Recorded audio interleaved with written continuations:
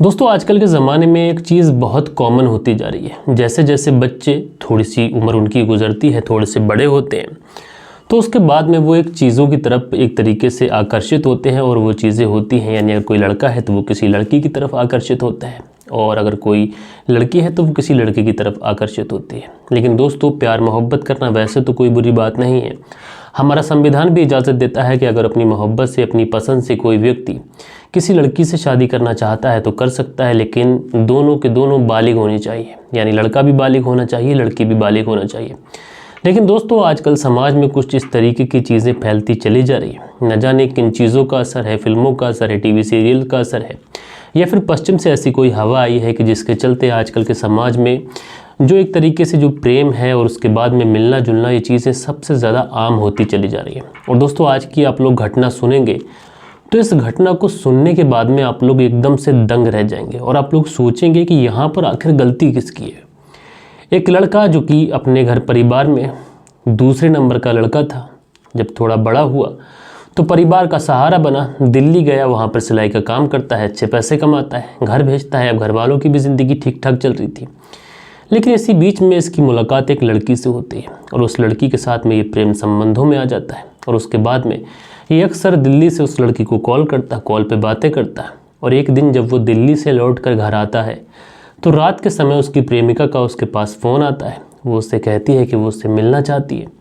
लेकिन दोस्तों, जैसे ही रात के अंधेरे में ये उस प्रेमिका से मिलने जाता है, उसके बाद में अपने घर वालों को वो एक ऐसी हालत में मिलता है कि जिसके बाद में उसके घर वालों के होश व हवास गुम हो जाते हैं। दरअसल उसके हाथ में, उसकी गर्दन पर, उसके जिस्म पर 3 गोलियों के निशान थे और पूरे जिस्म पर चोटों के निशान थे। यानी वो जो लड़का था उसकी मौत हो जाती है।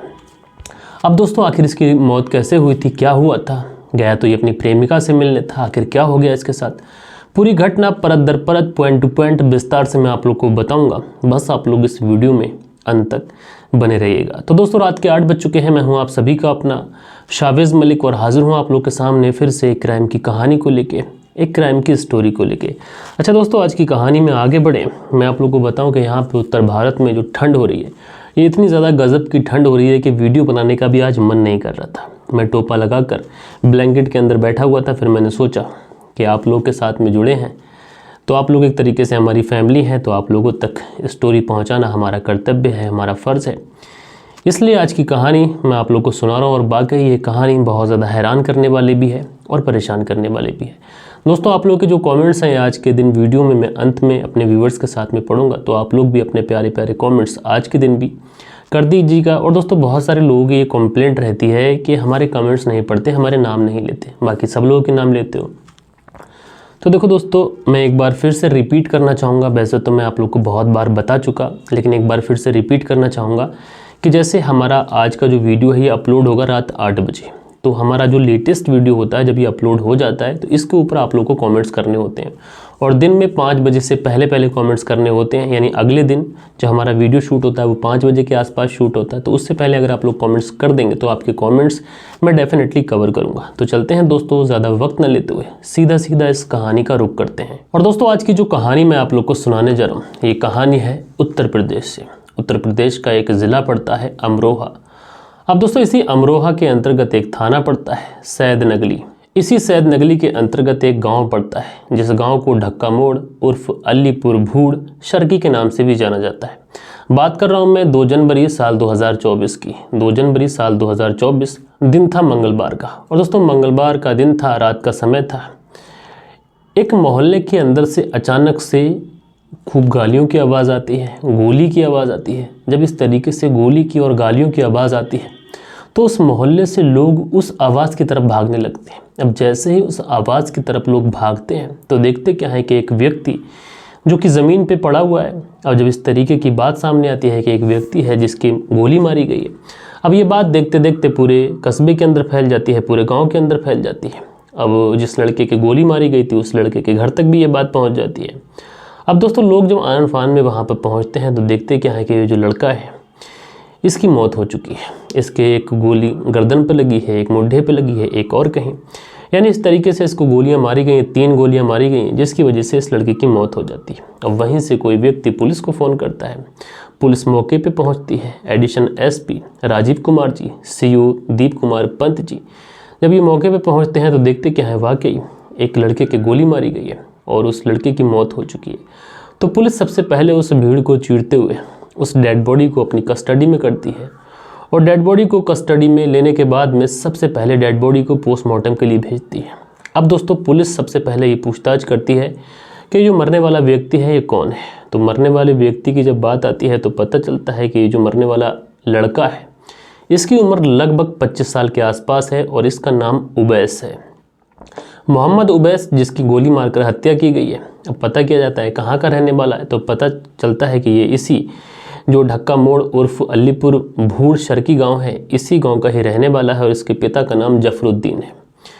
अब जहाँ पर इसकी मृत्यु हुई है वहाँ से 100 मीटर की दूरी पर जफरुद्दीन का घर है। जफरुद्दीन भी मौके पर होते हैं, वो भी पुलिस से रो रो कर दहाड़े मार मार कर अपनी बात कहते हैं कि साहब इस तरीके से इन लोगों ने मेरे बेटे की हत्या कर दी। अब दोस्तों पुलिस सबसे पहले ये पूछती है कि आखिर किन लोगों ने हत्या की है। तो पता चलता है कि यहाँ पर एक परिवार रहता है। इस परिवार में एक व्यक्ति है जिसका नाम इरशाद, और इरशाद की एक बेटी है और उसका एक बेटा भी है जिसका नाम नवाजिश है। इरशाद की एक बेटी है, उसके प्रेम संबंध जो थे वो उबैस के साथ में चल रहे थे और उसके बाद में इन लोगों ने उसकी गोली मारकर हत्या कर दी।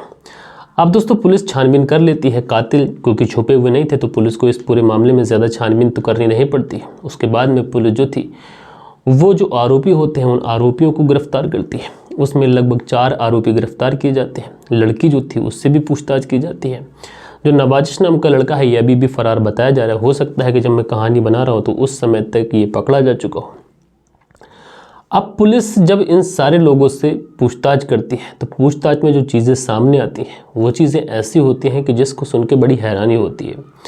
दरअसल जो इरशाद हैं इनकी एक बेटी है, उस बेटी के जो प्रेम संबंध हैं वो पिछले 1 साल से उबैस के साथ में चल रहे हैं। अब उबैस जो था वो लगातार जब इसके साथ में प्रेम संबंधों में पड़ गया था तो वो अक्सर इस लड़की के घर पे जाता, यानी कि घर के बाहर वहाँ खड़ा रहता और वहाँ खड़ा रहकर ये उस लड़की को देखने की कोशिश करता। अब जो उबैस के दोस्त थे वो उबैस के दोस्त नवाजिश के भी दोस्त थे। नवाजिश जो कि लड़की का भाई था वो नवाजिश को बताते थे कि जो उबैस है ये तुम्हारी बहन को लाइन मारता है, ये वहीं पर खड़ा रहता है। इस बात से नवाजिश का बहुत ज़्यादा खून खौलता था।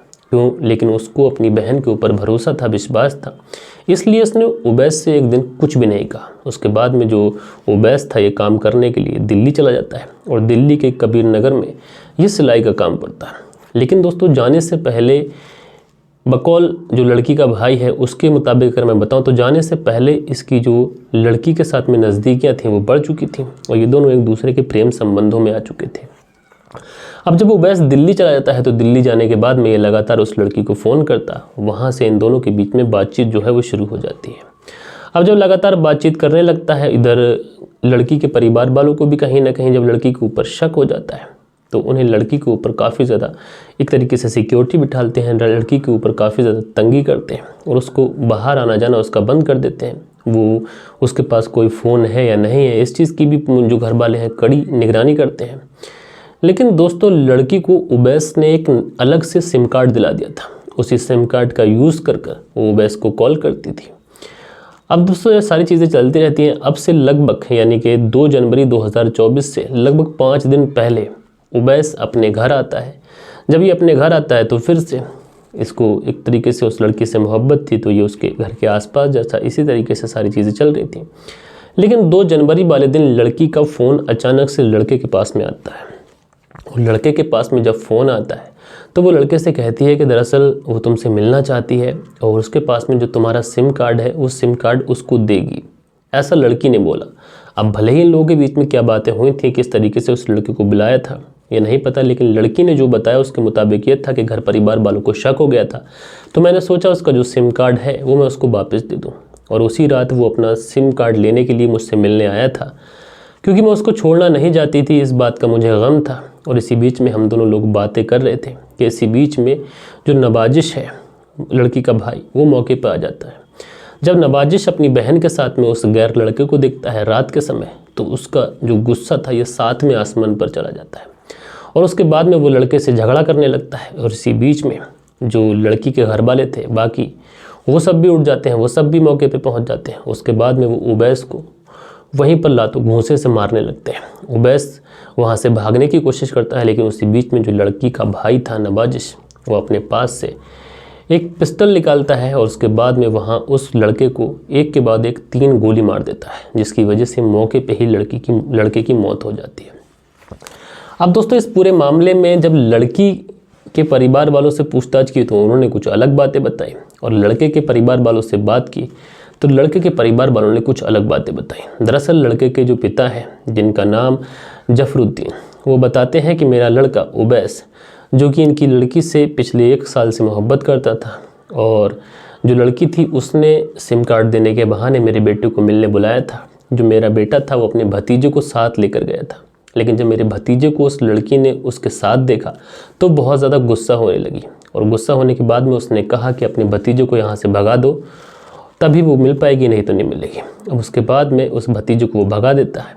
अब जैसे ही वो भतीजा भागता है, उसी समय लड़की और उसके घर वाले उस लड़के को पकड़ लेते हैं, उबैस को, और उसके बाद में गोली मारकर उसकी वहीं पर हत्या कर देते हैं। जब तक लड़के का भतीजा उस तरफ जाता है, जब तक वो उबैस जो था उसकी मृत्यु हो जाती है। और लड़के के पिता ये भी बताते हैं कि इन सारी चीज़ों में, इन सारी गतिविधियों में जो लड़की थी वो अपने परिवार वालों का साथ दे रही थी।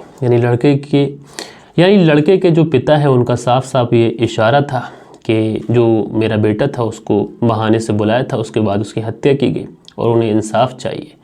लेकिन उधर जब पुलिस उन लोगों को गिरफ्तार करती है, लड़की से पूछताछ की जाती है, तो लड़की बताती है कि उस रात मैंने उसे सिम देने के लिए बुलाया था, और उसी समय मेरा भाई नवाजिश आ जाता है, और जब वो देखता है उस बीच में ये मेरे जो प्रेमी था उबैस, उसके साथ में मार पिटाई करते हैं, मुझे एक कमरे के अंदर बंद कर देते हैं, और उसके बाद में ये सब कुछ हो जाता है। उधर जब लड़की के पिता और उसके भाई से जब पूछताछ की जाती है, तो लड़की के पिता बताते हैं कि वो दिल्ली रहे चाहे कहीं रहे, वो मेरी बेटी का लगातार पीछा कर रहा था, और इसी पीछा करते करते उसने मेरी बेटी को अपनी बातों में बहला लिया था, फुसला लिया था, और उस रात वो मेरे घर पर घुस आया था, इस वजह से उसकी हत्या करनी पड़ी।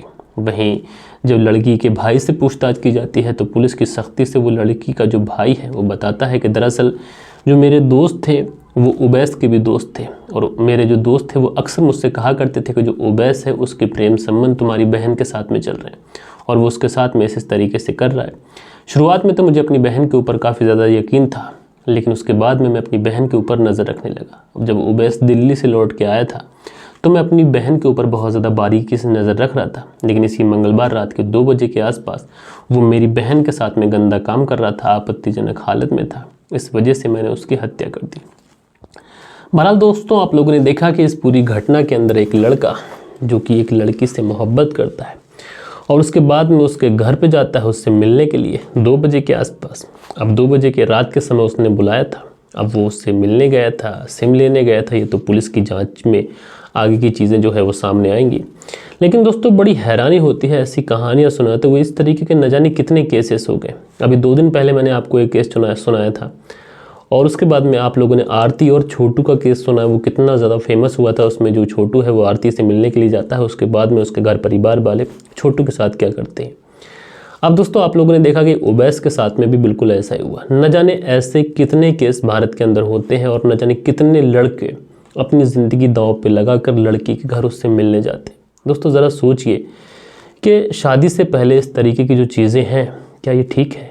क्या किसी एक तरीके से लड़के की जो हत्या की लड़की के घर वालों ने, वो बिल्कुल गलत की, सरासर गलत की। उन्हें उसकी जान नहीं लेनी चाहिए थी। अगर चाहते तो उस लड़के को पकड़ के रख सकते थे, उसके बाद में उसके घर वालों को बुलाते, शिकायत करते। बहुत सारे रास्ते, ज़रूरी नहीं था कि वो क्राइम का रास्ता चुनते, किसी के बेटे की जान ले लेते। ज़रा सोचो, उस माँ ने जो उस बेटे को पाल पोस कर बड़ा किया था, तो इसलिए किया था कि कोई उसकी हत्या कर दे। वहीं दूसरी तरफ उबैस की सिर्फ और सिर्फ इतनी सी गलती थी कि वो उस लड़की से मिलने उसके घर चला गया। जबकि आजकल के लड़कों को इतनी समझ नहीं होती है। इंसान को समझना चाहिए कि किसी की इज्जत से खेल रहे हैं, क्या हो सकता है, क्या नहीं हो सकता है। बहरहाल दोस्तों, पुलिस इस पूरे मामले में जांच कर रही है, और आगे से ये जो आरोपी हैं इनको पकड़ा भी गया है, इनको जेल भेजा जाएगा। भले ही इन आरोपियों को जेल हो जाए, फांसी हो जाए, कुछ भी हो जाए, लेकिन जो माँ थी जिसका बेटा इस दुनिया को छोड़कर हमेशा के लिए चला गया, यानी जफरुद्दीन थे जिनका बेटा उबैस, जो कि सिलाई का काम करता था, अच्छे खासे पैसे कमाता था, घर परिवार के एक तरीके से खर्चों को उड़ रहा था, अब उनकी जो जिम्मेदारियां हैं वो कौन उठाएगा। एक बेटा एक बाप का बहुत बड़ा सहारा होता है, लेकिन इन लोगों ने उस बाप के सहारे को छीन लिया। अब दोस्तों आप लोग इस पूरी घटना के बारे में क्या कहना चाहते हैं, आप लोग अपनी राय नीचे कमेंट्स बॉक्स में बताइएगा। और कल के दिन जिन लोगों ने भी कमेंट्स किए थे, अब वक्त होता है कि उन लोगों के कमेंट्स पढ़े जाए। दोस्तों हमारे वीडियोस पे जो कल के दिन कमेंट्स आए हैं, थोड़ा सा स्पीड में हम लोग बस नाम लेंगे, क्योंकि अगर पूरा कमेंट्स पढ़ेंगे तो काफ़ी ज़्यादा देर हो जाएगी। तो अमन अंसारी जी ने कमेंट्स किया है, भाई आपका धन्यवाद। और उसके बाद में अनिल सालंखे जी हैं, जिन्होंने नाम तो नहीं लिखा लेकिन इनकी आईडी से मैंने इनको पहचान लिया है। भाई अनिल सालंखे जी आपका बहुत बहुत धन्यवाद। उसके बाद में अनिल कुमार हैं, ये लिखते हैं भाई बहुत बढ़िया सुनाते हो, भाई आपका धन्यवाद। उसके बाद में अमन अंसारी हैं, भाई अमन अंसारी जी आपका बहुत बहुत धन्यवाद। उसके बाद में अभिमन्यु पांडे हैं, लिखते हैं मैं सूरत से आपकी कहानी सुनता हूँ, भाई धन्यवाद। उसके बाद में ज्ञान सिंह जी हैं, लिखते हैं मलिक साहब मुझे खुशी हुई कि आप हमको याद रखे हैं, बेटा मैं बीमार था इसलिए कमेंट्स नहीं कर पाया, पंजाब में सर्दी बहुत है और इसकी वजह से मैं कमेंट्स नहीं कर पाया, लव यू बेटा। तो ज्ञान सिंह जी आपका बहुत बहुत धन्यवाद कि आपने मुझे बेटा बुलाया। और दूसरी बात यह है कि आपकी तबीयत ठीक है, मैं प्रार्थना करूंगा कि आपकी तबीयत बहुत जल्द से जल्द ठीक हो जाए। ज्ञान सिंह जी हमारे बहुत पुराने व्यूअर्स हैं, बहुत रिस्पेक्टेबल कमेंट्स करते हैं, तो भाई आपका धन्यवाद। उसके बाद में एच के हैं और लिखते हैं best of the best, I am from small state काल नागालैंड। तो नागालैंड से हमारी कहानी सुनते हैं, इनका नाम है एच कीहू चूमी करके इनकी आईडी है और उन्होंने कमेंट्स किया, भाई अपना धन्यवाद। उसके बाद में मोहम्मद उमैर हैं, लिखते हैं अस्सलाम वालेकुम सर, मैं दुबई में जॉब करता हूं और यहीं पर आपकी स्टोरी डिटेल सुनता हूं, अच्छी लगती हैं। तो भाई आपका धन्यवाद। मोहम्मद आमिर सॉरी। उसके बाद में पूरा नाम उमैर है, सॉरी उमैर। उसके बाद में जो अगला कमेंट्स है ये अविनेश कुमार है, लिखते हैं भाई मैं आपके सभी कहानी सुनता हूं, पर सभी कहानियों में ये नहीं पता चलता कि पुलिस कौन कौन से सवाल पूछती है, कातिल क्या जवाब देता है। तो भाई पुलिस जो है वो पहले ही भांप जाती है कि कातिल यही है, उसके बाद पुलिस के जो सवाल होते हैं वो उसी समय होते हैं। उसके बाद में अगला जो कमेंट्स लिखते हैं अस्सलाम वालेकुम भाई, मेरा नाम अख्तर अली है और स्टोरी आप बहुत अच्छी तरीके से सुनाते हैं, भाई अख्तर अली जी आपका धन्यवाद। उसके बाद में जो अगला कमेंट्स है ये सुमन पांडे हैं, लिखते हैं आपकी कहानी बहुत अच्छी होती है, तो सुमन पांडे जी आपका धन्यवाद। उसके बाद में मोहम्मद रियाज हैं, लिखते हैं नाइस स्टोरी सर जी। उसके बाद में राम प्यारा यादव हैं, लिखते हैं सर नमस्ते प्रणाम, आपकी कहानी सुनकर बहुत अच्छा लगता है सर, ऐसे कहानियों में ज़किया की बहुत बड़ी गलती है, 5 बच्चों की ज़िंदगी ख़राब कर उसने इस तरीके से कर दिया, राम प्यारे यादव जी। तो राम प्यारे यादव जी आपका धन्यवाद। उसके बाद में जो अगला कमेंट्स है ये यूज़र करके हैं, लिखते हैं जय श्री राम, श्रीपाल जी हैं, तो आपका धन्यवाद श्रीपाल जी। उसके बाद में अगला जो कमेंट्स है ये सरबजीत लेटर है, ये लिखते हैं I am from Patiala Punjab, तो सरबजीत जी आप पटियाला पंजाब से हमारी कहानी सुनते हैं, धन्यवाद। उसके बाद में युवराज डागुर हैं, लिखते हैं सर मैं एक बात बोलता हूँ, लोग बोलने दीदी आप अपनी जगह बहुत अच्छे हो, थैंक यू युवराज सिंह। तो युवराज सिंह जी आपका बहुत बहुत धन्यवाद। उसके बाद AS ऑफिशियल है, लिखते हैं सर मेरी गर्लफ्रेंड मुझसे नाराज़ है, तो इस तरीके के कमेंट्स मैं नहीं पढ़ता। उसके बाद में जो अगला कमेंट्स है ये बाबा जी हैं, बाबा जी हुसैन करके आईडी है, लिखते हैं इफ्तिखार ने बेवकूफ़ी दिखाई, उसको औरत के साथ में तलाक देनी चाहिए थी। उसके बाद में चरण मैथ्यू जी अपना कमेंट्स करते हैं, भाई धन्यवाद। उसके बाद में गुरजोत सिंह हैं, लिखते हैं good sir love from Chandigarh और आप कहाँ से हो, तो भाई गुरजोत सिंह जी आपका धन्यवाद। उसके बाद में आपका अगला जो कमेंट्स है ये इरसोन कुंटाल हैं, लिखते हैं कहानी सुनाने का जो अंदाज़ है ये शम्स ताहिर खान जैसा है, आज बहुत जल्दी बोलते हैं, स्पीड थोड़ी कम कर लो। तो क्या है जो कमेंट्स होते हैं वो हम स्पीड से पढ़ते हैं, अन्यथा जो स्टोरी होती है वो हम लोग ठीक लहजे में सुनाते हैं। उसके बाद में यूज़र हैं, लिखते हैं यू आर स्टोरी किंग, मैं अर्जुन बरी नेपाल से, तो नेपाल से भाई अर्जुन जी हमारी कहानी सुनते हैं, धन्यवाद। उसके बाद में हरीश चौधरी हैं, लिखते हैं मेरा नाम दिवांशु शर्मा है और आपकी कहानी रोज़ सुनता हूं, तो दिवांशु जी आपका बहुत बहुत धन्यवाद। उसके बाद में फौजिया शेख हैं, लिखते हैं मत मारी गई थी, इसने 5 बच्चों की माँ और ऐसा होते हुए भी उसने अपने आशिक के साथ ऐसा किया। उसके बाद में PK जंगीर हैं, लिखते हैं गुड मॉर्निंग सर जी, तो गुड मॉर्निंग भाई। नासिर पठान जी लिखते हैं सर सलाम, तो नासिर पठान जी सलाम वालेकुम। उसके बाद में यूज़र हैं, लिखते हैं sir how are you sir, my name is Meraj Nomani, Moradabad UP से, तो मेराज जी आप UP से हमारी कहानी सुनते हैं, मुरादाबाद से, धन्यवाद। उसके बाद में हरीश चौधरी हैं, लिखते हैं और मैंने आपकी वीडियो लाइक भी कर दी है, तो भाई दिल से आपका धन्यवाद। उसके बाद में दानिश हैं, लिखते हैं आपने वीडियो बहुत लंबा होता है इसलिए थोड़ा छोटा कर लो, गलत बात है सर। तो भाई जैसी कहानी होती है उसी तरीके का वीडियो होता है। उसके बाद में संदीप पाटिल हैं, लिखते हैं हमारा भी कभी नाम ले लिया करो, तो संदीप जी ऐसी बात नहीं है, अगर आप कमेंट करेंगे तो आपका नाम ज़रूर लिया जाएगा। उसके बाद में नवजोत सिंह हैं, लिखते हैं अवैध संबंध परिवार को बर्बाद कर देते हैं, बिल्कुल भाई कोई शक नहीं है इसमें। सुनील त्यागी जी हैं, लिखते हैं अपना ध्यान रखना भाई, सर्दी बहुत ज़्यादा है।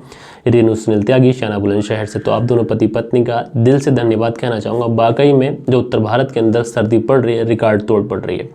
उसके बाद में फैशन डिज़ाइनर हैं, लिखती हैं ज़किया बहुत गलत की।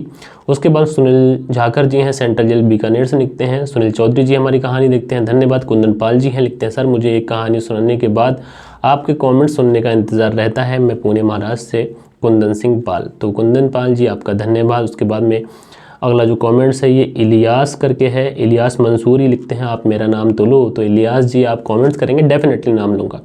उसके बाद में अब्दुल मन्नान है, लिखते हैं आपकी कहानी बहुत अच्छी चलेगी। अब्दुल मन्नान बल्ला शेरपुर बिजनौर यूपी से कहानी सुनते हैं। उसके बाद में सुबोध कुमार जी हैं, लिखते हैं जो इस तरीके की रिलेशनशिप होती हैं ये डेंजरस होती हैं और इस तरीके के जो क्राइम है उसमें इस तरीके की जो रिलेशनशिप होती है इनकी बड़ी भागीदारी होती है। तो दोस्तों ये कुछ प्यारे प्यारे कमेंट्स थे जो कल के दिन आप लोगों ने किए थे। आशा करता हूँ आप लोगों को आज की ये कहानी भी हमारी पसंद आई होगी और हमारा जो एफर्ट है सुनाने का जो तरीका है ये सारी चीज़ें पसंद आती हैं। तो अपना एक प्यारा सा कमेंट्स करिएगा और मिलते हैं कल के दिन किसी और क्राइम स्टोरी के साथ में। जब तक के लिए अपना ख्याल रखें, देश का ख्याल रखें, परिवार के रिश्तों की अहमियत को समझें। जय हिंद, जय भारत।